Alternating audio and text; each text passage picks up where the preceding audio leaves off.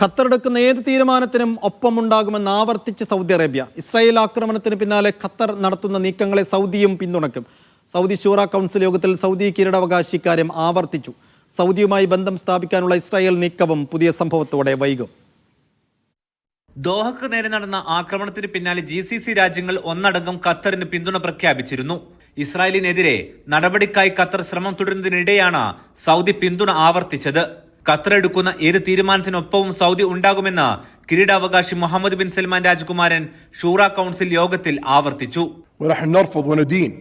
الاعتداءات السلطة الاحتلال الإسرائيلية في المنطقة وآخرها العدوان الغاشم على دولة قطر الشقيقة الذي يتطلب تحركا عربيا وإسلاميا ودوليا لمواجهة هذا العدوان واتخاذ إجراءات دولية لإيقاف سلطة الاحتلال وردعها عن ممارساتها الإجرامية في زعزعة أمن المنطقة واستقرارها. سنكون مع دولة قطر الشقيقة في كل ما تتخذه من إجراءات بلا حد ونسخر كافة إمكانياتنا لذلك. كما ندين استمرار الاعتداءات الغاشمة على الشعب الفلسطيني الشقيق في غزة والإمعان في ارتكاب جرائم للتجويع والتهجير القسري. أرض غزة فلسطينية. സമീപകാല ചരിത്രത്തിൽ ഒരു GCC രാഷ്ട്രത്തിന് നേരെ ഇസ്രായേൽ ആക്രമണം നടത്തുന്നത് ആദ്യമാണ്.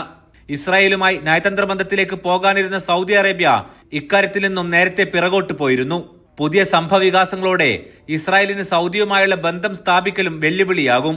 1967 അതിർത്തികളോടെ ഫലസ്തീൻ രാഷ്ട്രം പിറക്കാതെ ഇസ്രായേലുമായി നയതന്ത്ര ബന്ധമുണ്ടാകില്ലെന്ന് സൗദി ഇന്നലെ ആവർത്തിച്ചിട്ടുണ്ട്. 967 അതിർത്തികളോടെ ഫലസ്തീൻ രാഷ്ട്രം സ്ഥാപിക്കുന്നതിന് ഇസ്രായേലിലെ തീവ്രപക്ഷങ്ങളെല്ലാം എതിരാണ്.